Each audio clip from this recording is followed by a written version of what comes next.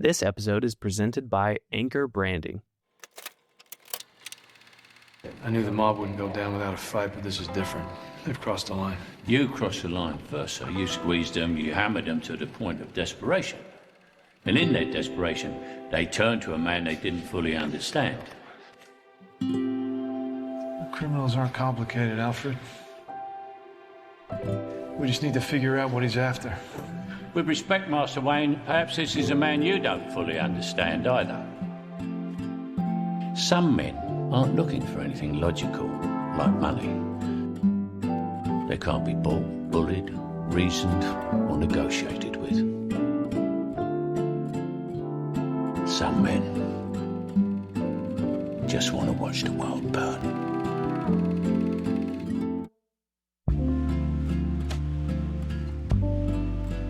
You are a bus driver on a field trip. You're in a line of other buses. All of a sudden, you see one bus is smashed through the side of a bank, and then it just pulls in front of you. Just keep going. Just keep on driving. No big thing. There's no kids in that bus. There's just a clown driving it, and you just say, "All right, onto the wharf or wherever we're going." To the wharf. Yeah. It is very, very hard to top this movie. Okay, I have thoughts. All right. Well, now's the time. I think an unfortunate thing has happened with this movie. Okay. It's become almost like weed out test for if someone says, my favorite movie is The Dark Knight, it almost is like, oh, that person doesn't really care about movies. That person doesn't care about film. You're not a film guy if you love The Dark Knight. Sure. It almost has this connotation of like, oh, you're kind of brainwashed. That's what everybody when you were in the ninth grade said was their favorite movie. Right. And so you just stuck with that one. So good for you, little buddy.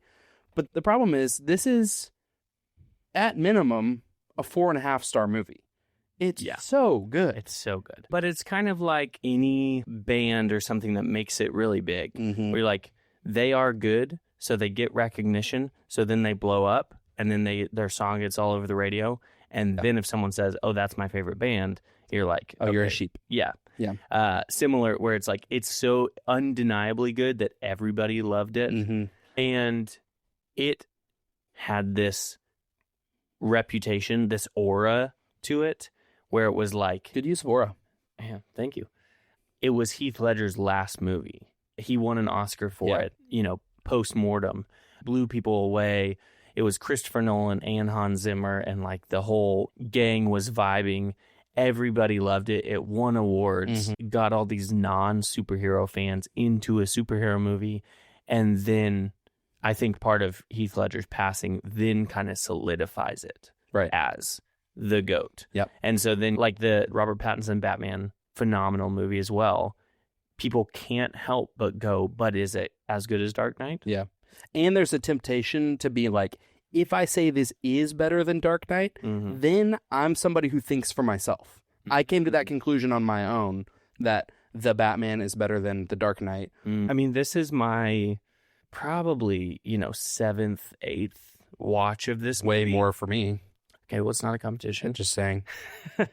I'm still picking up on new things that I love about it, or I didn't notice, or whatever. And part of that is just how awesome Christopher Nolan is in the intricacies of his movies. Yeah. But so the opening clip, right from the jump, you get the whole intro to the Joker.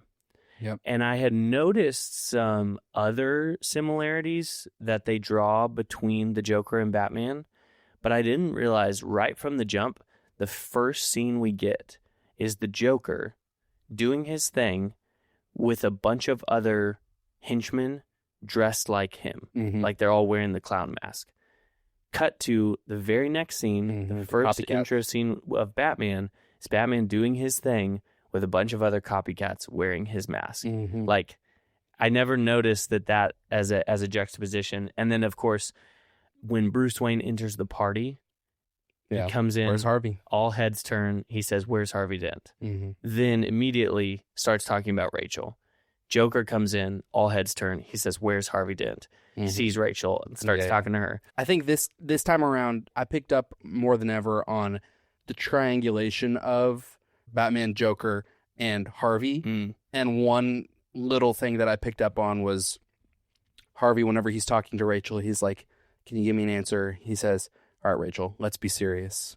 And that pinged for me of like, oh, why so serious? I didn't notice that. Okay, let's get into some segments because I feel like we could talk about this movie for a long time. Yeah. Let's do first segments just so we can get it off of our chest is Rose and Thorn. Rose, favorite thing about this movie. Thorn, least favorite thing about this movie. My Rose, if I have to boil it down to one thing, which is tough to do, is Christopher Nolan's ability to keep characters and moments the focus of the movie. It's like these big shock value moments. I mean, if you think about The Dark Knight, you will probably think of these big, scenes, Batman driving at Joker on the motorcycle, Joker making the pencil disappear, like these moments that you go, holy cow, like that was crazy what I just watched. Yeah. If I'm being honest, there's certain things where, I've seen this movie so many times, I can't think of how these things happened. You remember the scene where the Joker lights the pile of money on fire? Yeah. How did he get that money? Do you know? That was the money that he was being paid to kill Batman, yeah? Because he was getting half of that money? Sure. At that moment, Batman's not dead. Yeah. So, well, it's not the money that he stole in the beginning of the movie because that money's been spent on the suit. Don't know. I'm going to be honest. I don't totally know. Like, I'm thinking about it and I'm like, okay, he had just gotten Lau out of prison. I think maybe Lau had the money, because Lau had moved it all. And so then when he kidnapped Lau, it was like he maybe got Lau to bring it in or something. Yeah. But yeah, you're totally right where he was like, I'm going to get paid half to kill the Batman. And then he has half and he burns it, but he never killed the Batman. Didn't do the job. And they never thought that he did. So there's things like that where you're like, I totally remember these massive moments. Yeah. And then if you ask, can you explain how the movie gets to this point? You're like, not totally. Yeah. You're so in it. You can really get into a movie. And then afterward, it gives you so much to think about. Yeah. So much to like process through and kind of piece together. Yeah. And so I love that like continuation that when I'm going home, I'm still thinking about it. Yeah. So that is actually the perfect segue into my Thorn. Okay. It's almost the exact same thing. My Thorn is the rule of cool, meaning there's so many things in this movie where it's so cool, you don't even think about it. When you think about it, it starts to fall apart a little bit. A lot of examples. One big one, the Joker wired thousands and thousands of bombs inside of a hospital without anybody noticing. There's one. What happens after Batman jumps out of the penthouse and saves Rachel and the Joker is alone in that party up there? Yeah, they kind of move on to the next scene. Moving on. Like Joker's still up there with henchmen and guns. Yeah, what are they going to do? The money is a good example. So that's mine. Is the rule of cool. There's a lot of things that if you press them, they don't make too much sense, but also you don't care. Yeah, okay. I like that we call this segment Rose and Thorn, because a lot of times with a movie that's as great as this one, the thorn is because of the rose, just has to come with it. There's not really a way to change it. My thorn is that because of the realism and the grittiness of it, and it's a Batman story with the Joker, so you need to get pretty dark. If you're going for the realistic approach to Batman, it's got to get pretty dark.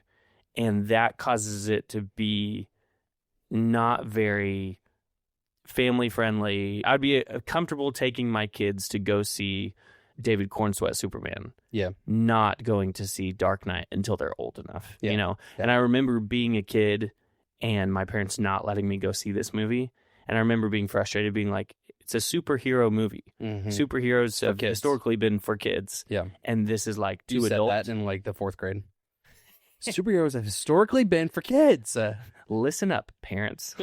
So no way around it. I'm just saying, if I have to say my least favorite thing about it, that's just part of what comes with this movie being what it is. Yeah. My Rose is the Joker. And I hesitate to make this my rose because it's so obvious. Yeah. It's just one of the greatest performances ever. It's hard for me to watch this movie and see Heath Ledger. Yeah. The Joker is who that is. He is unbelievable. The transformation is crazy. Honestly, not until recently that I've been able to watch this movie and be like, okay, I can kind of see how that is Heath Kind of Ledger see a him little in bit. there. Yeah. It's really hard to do. The voice shouldn't have worked. Going with that whiny, kind of squealy voice for such a menacing character. Well, also, what a crazy decision to be like, I'm not going to use my voice. I'm going to do a voice, and it's not going to be any of the previous voices that we've heard with this character. Mm-hmm. Like Jack Nicholson, he's just doing his own voice. He's just Right. doing regular. He's not even trying. Yeah. Heath Ledger was like, I'm going to do a voice different than my own, but it's going to be different than what people think of. Like, Yep. that's a bold move, and he did it. The voice is perfect. I don't know what to say that hasn't already been said, but it's Sure. just, it's one of the greatest performances ever. Yeah. This is his movie. Like, he's the poster for this movie. He's the Oscar winner from this movie.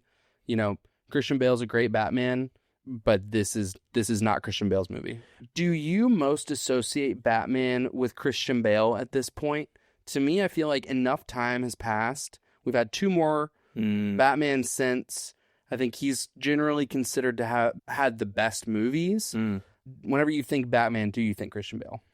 No, but I don't think I think of any one actor. I feel like I think of animated series or comic book. Geek.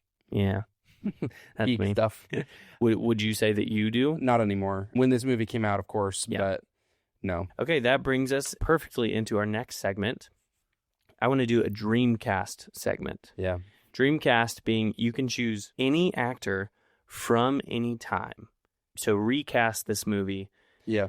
Same script, same director, same movie, Sure. new cast. Yes. Correct? Yes. Great. Let's cast Batman, Harvey Dent, Alfred, Rachel, Commissioner Gordon, and Joker. Let's do it. Okay.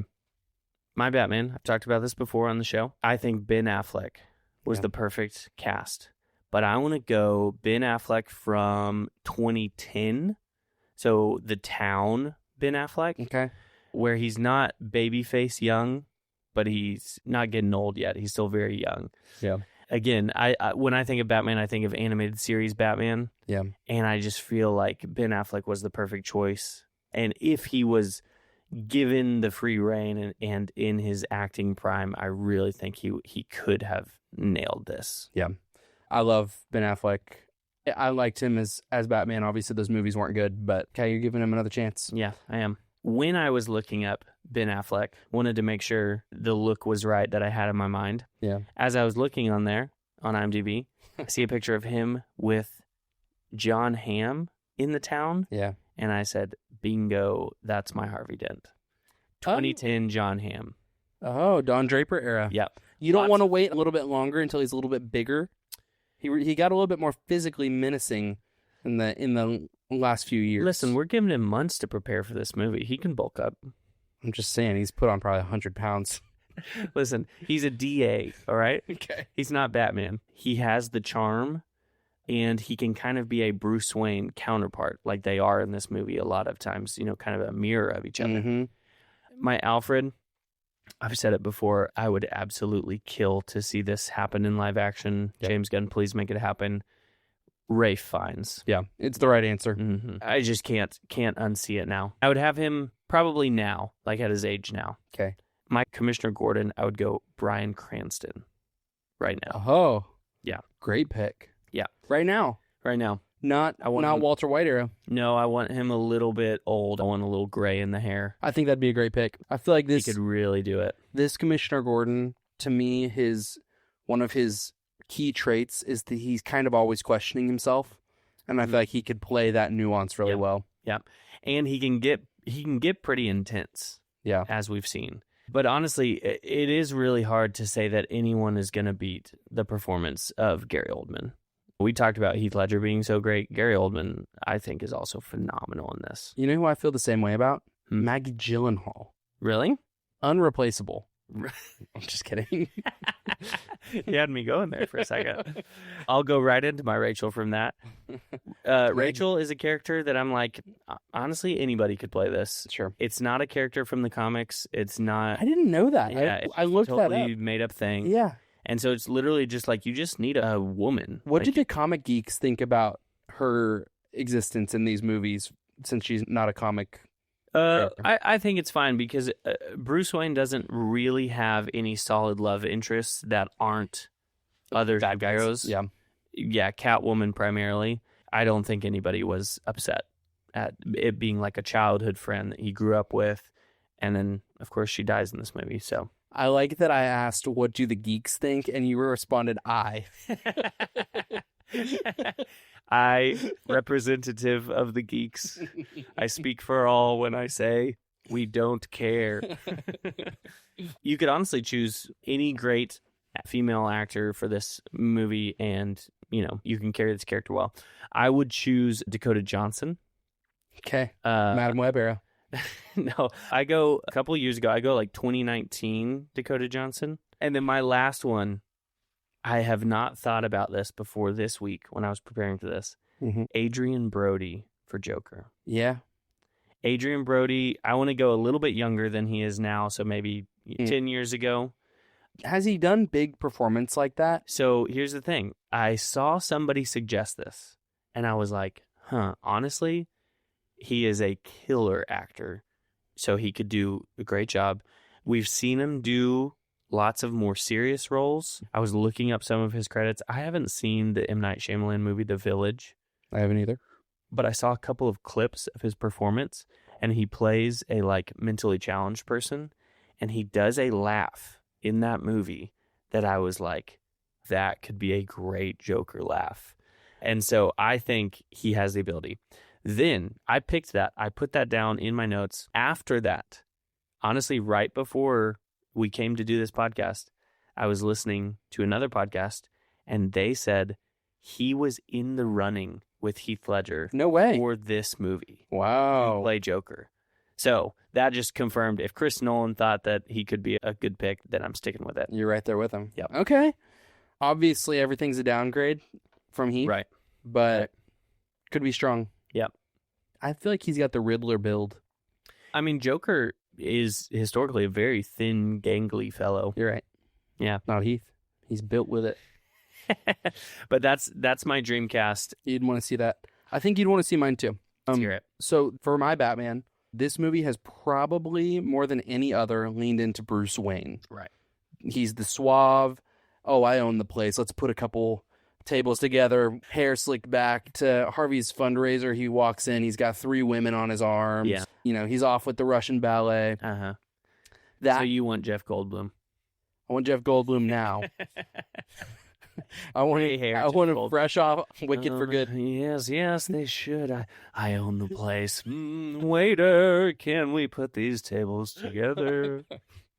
He goes into song. No, this Batman is a ninja. He's stealthy. He doesn't need to be so big. Please say Michael Cera. It's Michael Cera. No, coolest guy around, Ryan Gosling. Ooh. Gosling, 2016, dye his hair black. There's nobody suaver, like, just in life. I think he would be killer as the billionaire playboy. I'm trying to picture him being a menacing crime fighter. Right, Well, that's the part that's a little bit of a challenge. He did do Drive, and he's pretty, like, stone cold in that. Okay, I haven't seen that. Yeah, it would require a little bit of straining from him. But it's like, for Batman, you're completely in costume. You Face have is to covered. figure out the voice. Yeah. They could maybe do like some kind of augmentation on the voice. But I think him as Bruce Wayne outweighs all the cons. Yeah. I think I'd prefer him over Christian Bale, honestly. Really? Yeah. My Joker. Okay. I want to just say Heath Ledger is untouchable, but since you did yours, I'll give my fallback. Okay. 1992, Uh-huh. Robert Downey Jr. Coming off of an Oscar Ooh. campaign Whoa. for Chaplin. He didn't win the Oscar for playing Charlie Chaplin, gives a very physical performance. We know he had the inner darkness. Obviously, is going to be different whoever you put in there, Yeah, I don't know how exactly it comes out, but I feel like you roll the dice on him and see what happens. Man, I mean, that's a bold pick. I like it. I'll go Harvey Dent. Okay. Philip Seymour Hoffman. Whoa. 2012, Philip Seymour Hoffman, one of the greatest actors to ever do it. Just imagine him in the courtroom being, all charming and, Your Honor, I'm not done yet. All the way down to him as menacing Two-Face. I feel like. Wait, what year did you say Philip Seymour Hoffman? 2012, coming off The Master. Great pick. I'm not mad about that at all. Thank you. For Alfred, I feel strong about this Alfred as well. Anthony Hopkins, another Oscar nominee, probably winner. I went 2010, Anthony Hopkins. I don't really know what he was doing around then, but he was old. Yeah. Basically his whole career. He was like... He was born old. I think he was like 45 whenever he did Silence of the Lambs. He was a no-name at that point. Got a great voice for it. Yeah, perfect voice. He's got that charm that Alfred needs and that homeliness. He can be the caring father. Commissioner Gordon, I'm thinking specifically about the scene whenever he comes back home to his family and is like... Quick slap in the face. Yep, quick slap in the face. You need tears coming down a little bit. Yeah. Nobody does a beady-eyed tear better than Sterling K. Brown. Whoa. Modern day Sterling K. as Commissioner Gordon. Yeah, he does do a great job of that. Oh, give him a mustache. Yeah, give him a nice little mustache, a little salt and pepper in there. Yeah. He's questioning everything he does. He's talking with his hands. Oh, man. Get him in there. I'm picturing the scene of him telling his son it's all going to be all right. Oh, yeah. Yeah, he could kill that. He could dominate that. All right. Last, but probably least, my Rachel. Like you said, you don't need a ton from Rachel. You kind of need her to be a little bit of a girl boss, mostly, tough but tender, mostly tough. Yeah. I'm going with Amy Adams. Just for the briefest of seconds, I thought you were about to say Amy Poehler. We've seen what she's done with a life of public service on screen. Okay, so you're just taking Lois Lane from Man of Steel and just Lois Lane over. She can be a redhead in this. I'd like her better as Rachel than I did as Lois. Yeah, agreed. Yeah. And I just like her. I went 2016 Amy Adams around Arrival. Okay. Yeah. Yep. Yeah. No, that's good. That's a good lineup. I'd see that movie. I'd see it too. I'd see yours. And listener, Spotify has comments now. Go ahead and drop in the comments who you think had the better lineup. Okay, listener. If you have not seen The Dark Knight recently, this movie follows Batman as he battles to protect Gotham City from a new criminal mastermind, the Joker. After dismantling much of Gotham's organized crime, Batman joins forces with District Attorney Harvey Dent and Lieutenant Jim Gordon to restore order. However, the Joker launches a wave of chaos, aiming to prove that even the noblest people can be corrupted. So what we're going to talk about today is the idea of order versus anarchy. The whole film is around Batman trying to restore order to Gotham. Joker's whole thing is that he wants to prove that order doesn't work. The only way to live is with no rules and chaos. And so his whole goal is to cause anarchy. Yeah. See, their morals, their code, it's a bad joke.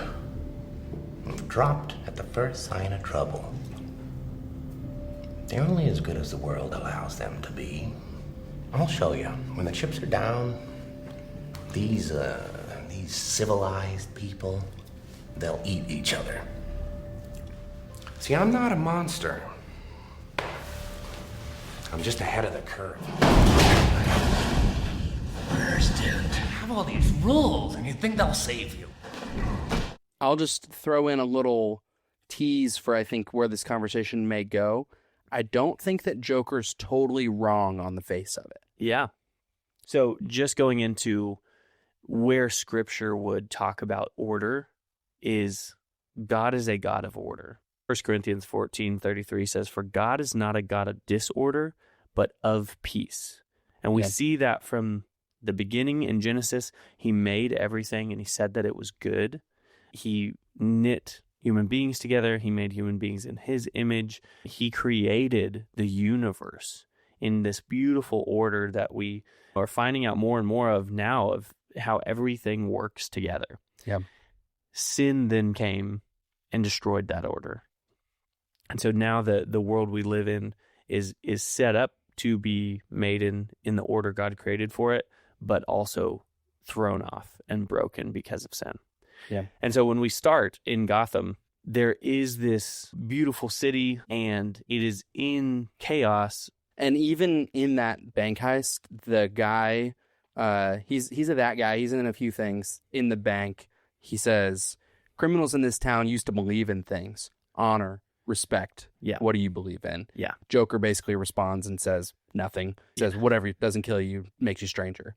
And that is setting us up for what is about to unfold, right? And so even the criminals used to have in order rules they would follow, ways they would respect one another. Yeah. And so Batman has this code. Right. He has his one rule, he doesn't kill, and he also has this sort of philosophy that Batman stands for something more, that Batman is a symbol for good, and that anyone who's, quote unquote bad should be afraid of that, right? Yeah. That's what Joker is after, is to try to remove that code that's creating order. And so for us, you just mentioned Genesis 3, the world is broken, but God puts in front of us the way that we ought to live.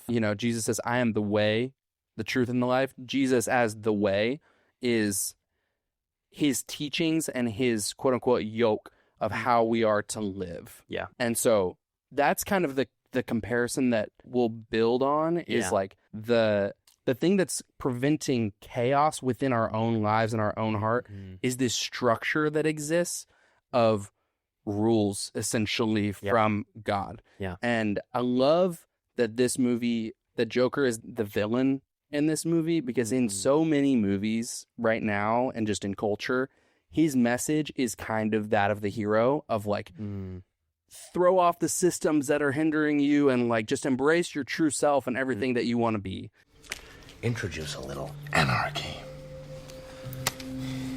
Upset the established order, and everything becomes chaos. I'm an agent of chaos.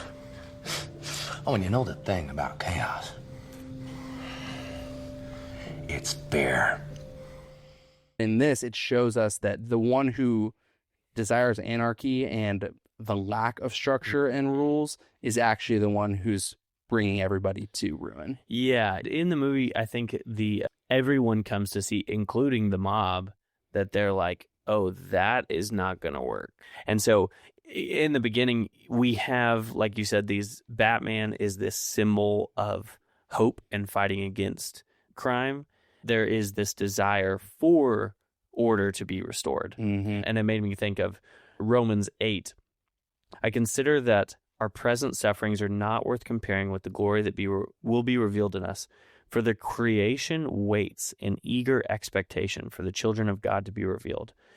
For the creation was subjected to frustration not by its choice, but by the will of the one who subjected it, in hope that the creation itself will be liberated from its bondage to decay, brought into the freedom and glory of the children of God. That creation is longing to be restored to the order that it was made, the perfect way that God made it in the beginning. Creation, as in nature and the world, and us in our body, we have that built into us that we know things are not how they should be. I feel like that's a common phrase you hear a lot of people say of like, the world is broken, even from non-Christians, like people can feel this is not how we were made to be. This is not how things should be. And so we wait for the day that Jesus is going to come back and restore that. Yeah, I think about Jesus in the Sermon on the Mount talks about you are the salt of the earth and you are the light of the world, right? Talking about Christians. And so what does that mean? We are the light of the world. God is going to make everything right one day, but right now, the world is under the reign of darkness, like under the powers and principalities of Satan. And so our responsibility is to push back darkness. Yeah. We're the salt of the earth. Salt at that time was a preservative. The world is rotting and decaying, but we are meant to preserve the world. And the we there is people who have accepted the gospel and therefore are able to live out this teaching that Jesus has for us. And so similar to Batman, it's like if we sit by and do nothing, the world continues to descend into this chaos, but we have the opportunity to act in a way that's able to maintain and restore some of the order here on earth. I would say before we go further talking about the order that God created, there's a reason he created it in this order, and there's a reason why we should want to fight against the darkness like you talked about. And it's because God's order, the way that he made things, the instruction that he gives us is for our good. Yeah. Like it's for us. It's better for us in the end, but it's primarily for his glory. Like he has created the order of things for us to be well taken care of, to be loved children of God, and to point back to how good he is. Yeah. So it's for our good and for his glory. And then Isaiah 32 tells us that the work of righteousness shall be peace, and the effect of righteousness, quietness and assurance forever. Mm-hmm. It is peace. It is rest. Like you mentioned Jesus' yoke earlier. He says it's easy and light. Yeah. Like things, when they are restored to the way that God made them, he made things to be peaceful and good. Yeah. Not the chaos and pain and death and destruction that sin brings. Yeah. Part of why we are tempted by the message of the Joker, the message of do whatever you want to do, is because we think that we know best. Yeah. If you don't believe in God, that's a separate thing. If you believe in God, like trust that he made you and he made you well enough to know what's best for you. Yeah, exactly. Do I really look like a guy with a plan? You know what I am? I'm a dog chasing cars. I wouldn't know what to do with one if I caught it. You know, I just do things. The mob has plans. The cops have plans. Gordon's got plans. You know, they're schemers. Schemers trying to control their little worlds. I'm not a schemer. I try to show the schemers how pathetic their attempts to control things really are. That's his whole message. Chaos is the only way to live. Yeah. Without rules. Yeah. Only sensible ways to live without rules. Yeah. It's so crazy to look at it through this lens because this message is just everywhere. Trust your gut. Do whatever feels right. If it feels right, it must be right. Yeah. Sometimes people can justify like, you know, why would God give me these desires if I wasn't supposed to carry them out kind of thing. I think the way that the world presents it is there's this underlying assumption that you know best, that if you do what feels right, your subconscious is going to lead you towards life, right? Towards the best possible outcomes for you. And there's this idea that repression or choosing not to do exactly what you want at any given moment, that is going to have negative psychological impacts for you. And ultimately the outcomes that you want aren't going to happen because you're going to keep tripping over yourself until you quote unquote get it out of your system. Right. See, I'm not a monster. I'm just ahead of the curve. First, you have all these rules and you think they'll save you. Who's in control? I have one rule. Oh, then that's the rule you'll have to break to know the truth. Which is? The only sensible way to live in this world is without rules. And tonight you're gonna break your one rule. The piece of Joker's message that's true is it doesn't really make sense to just come up with these morals and follow them because you came up with them. Yeah. What benefit is that? You might as well just, you know, YOLO, carpe diem, live it up, like do whatever you want to do. Right. Except for the fact that there's a God. Yeah. That we know for a fact what is best for us because our Creator showed us what's best for us. Yeah. Proverbs 14:12 says, "There's a way that appears to be right, but in the end leads to death." Sin has that appeal. A lot of times the world's message has that appeal that like, hey, because you feel that way, that is right. That is the way that you should go. What that ends up in, as the Bible would tell us in this verse, is death and destruction. Yeah. The Joker's message ends up in just destruction for everyone, including the mob being like, they kind of trusted him to do a job, and honestly gets most of them in jail or killed. Yeah. Philippians 3:19 that says they are headed for destruction. Their God is their appetite. If we just do whatever we feel like, that leads to destruction. Like, we don't naturally crave things that lead us towards life or towards God or towards goodness. And we will be right back.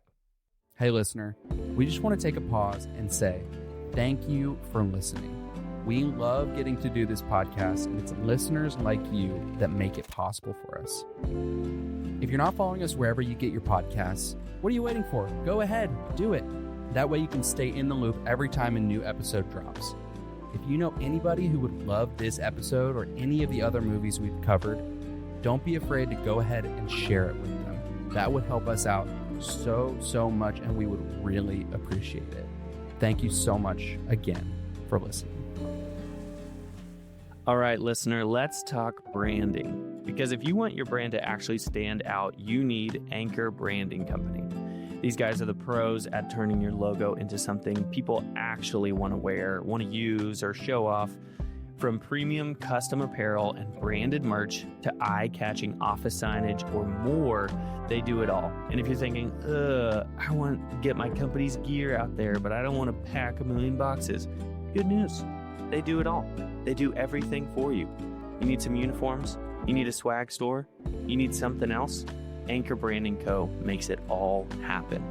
Go to anchor-branding.com to get started today. Because if your brand is going to make some waves, you should probably have an anchor.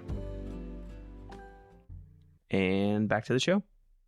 Something that was so fascinating that I picked up on this time around about the Joker is he basically wants to prove that under the right circumstances, anybody is going to do the things that they find terrible. Yeah. To me, the biggest example is the hospital thing. Anybody who has a family member in the hospital, you're now contemplating murdering this guy. Yeah. Essentially, he wants to prove, like, your rules are weak because if the context is just right, then you're going to do the thing that you don't want to do anyways. Yeah. Right. Barriers that you think you've put in place are not actually keeping anything in place, because if you put enough pressure on them, they give way. Yeah. He says it like this to Batman: their code, it's a bad joke, dropped at the first sign of trouble.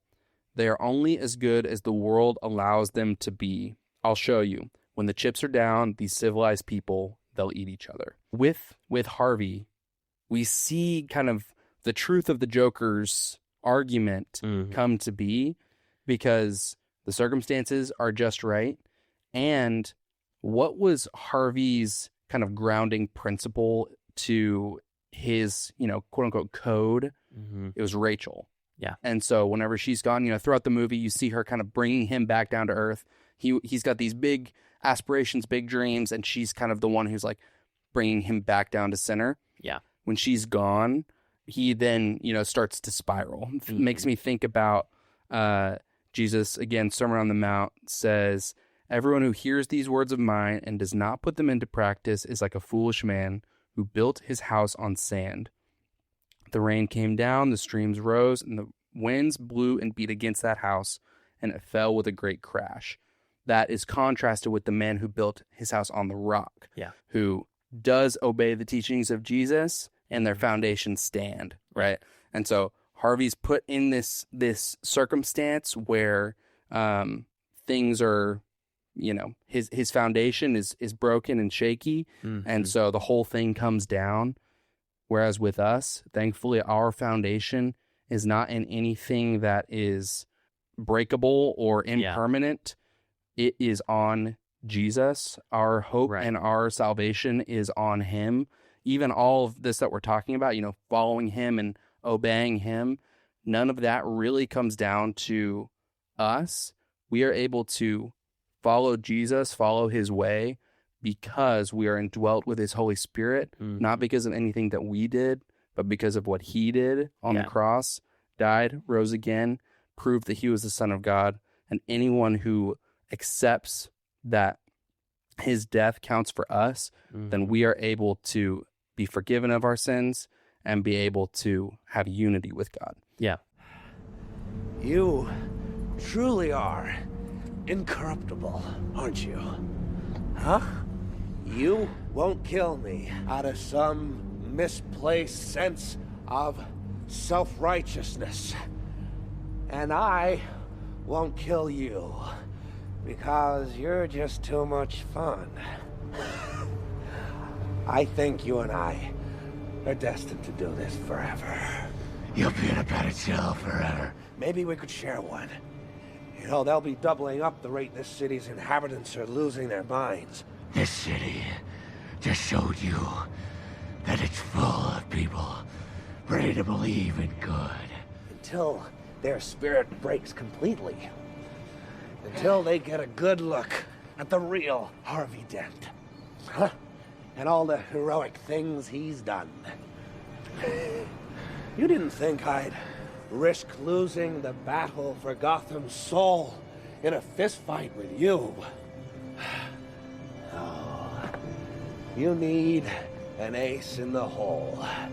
Mine's Harvey.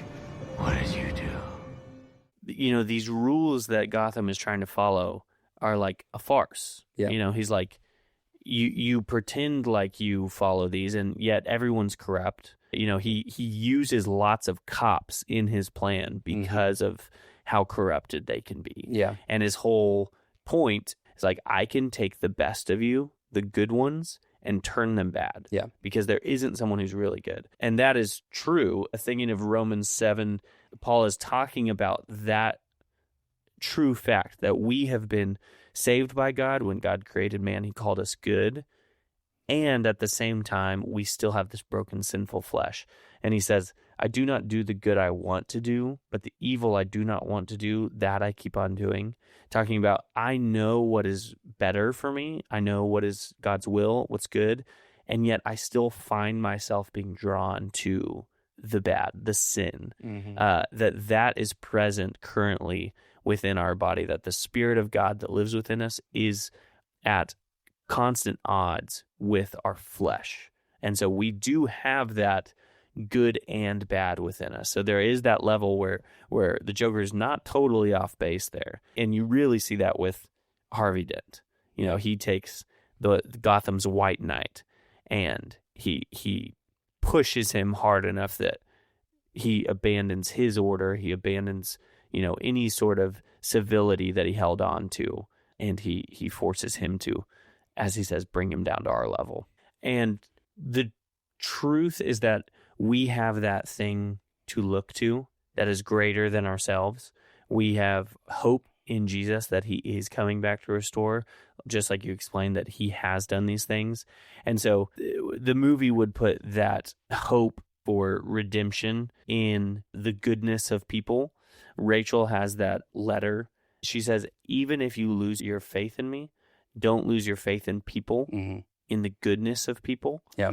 And so at the end of that ferry scene, that is exactly what Batman says was, he's like, this city just proved you wrong. Yeah. That people aren't as messed up and crazy as you. He says, this city just proved that it's full of people who are ready to believe in good. Yes. And so they need a symbol. What Batman can be is a symbol for people, a symbol of hope. He inspires people. Our hope, the thing that we look to, is obviously Jesus. Romans 8 says, but if Christ is in you, then even though your body is subject to death because of sin, the Spirit gives life because of righteousness. And if the Spirit of him who raised Jesus from the dead is living in you, he who raised Christ from the dead will also give you life to your mortal bodies because of his Spirit who lives in you. Therefore, brothers and sisters, we have an obligation, but it is not to the flesh to live according to it. So we have the hope of Jesus. We have the Spirit of Jesus living in us. So we have an obligation to fight against that darkness. And we talked a lot about that in our Superman episode from last season about fighting evil with good. And so Batman, of course, understands that to be a symbol for people. And then in the end, when Joker's, whole crusade has led to the downfall of Harvey Dent, Batman and Commissioner Gordon understand if people don't have the hope of something to look to, something to look towards, they will give up. They don't have the strength to keep going on their own. They need that symbol. And so where Batman has been that symbol, they need to keep Harvey Dent that symbol. Yep. And so they understand that people need that to look forward to. And so Batman, of course, takes the fall, takes the blame. Of course, there's a lot to be said about, like, Batman essentially sacrifices himself in order to save He takes on the city. sins of Harvey and becomes that symbol, like you were saying. Yeah. I killed those people. That's what I can be. No, you can't. You're not. I'm whatever Gotham needs me to be. Call it in. A hero. Not the hero we deserved, but the hero we needed. Nothing less than a knight. Shining. They'll hunt you. You'll hunt me. You'll condemn me. Set the dogs on me.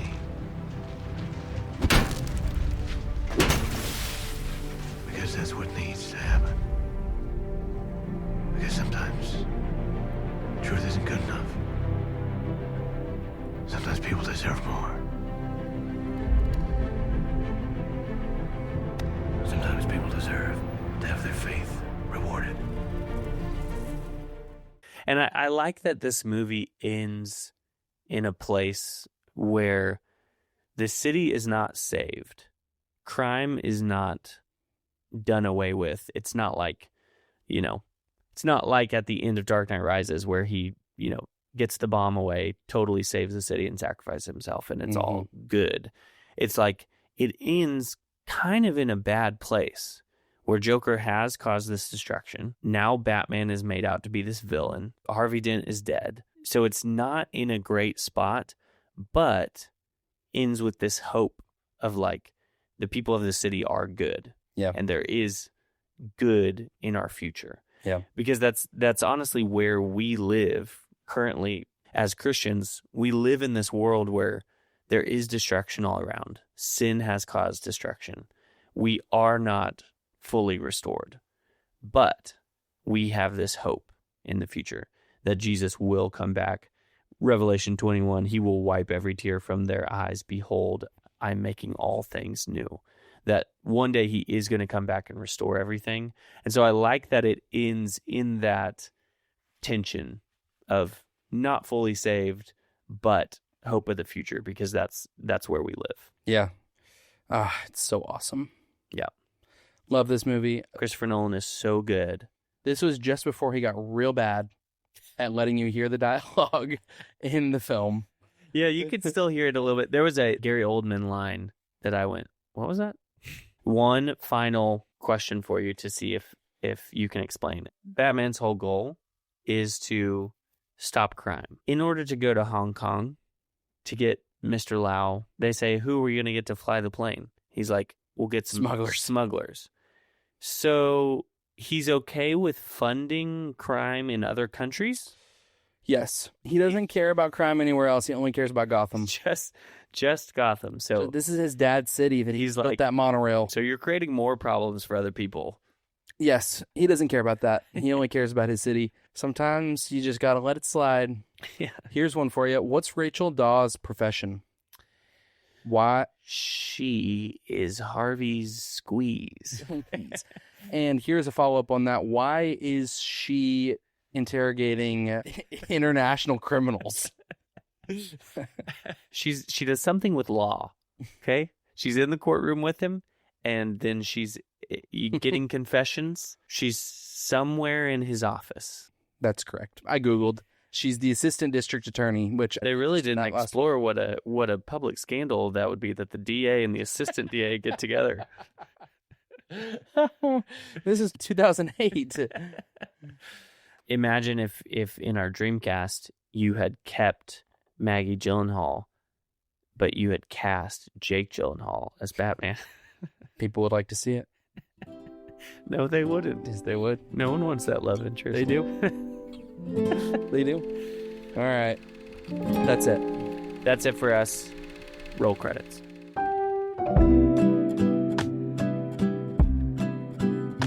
Don't forget to follow us on Spotify or Apple Podcasts and on Instagram at The Credits Podcast.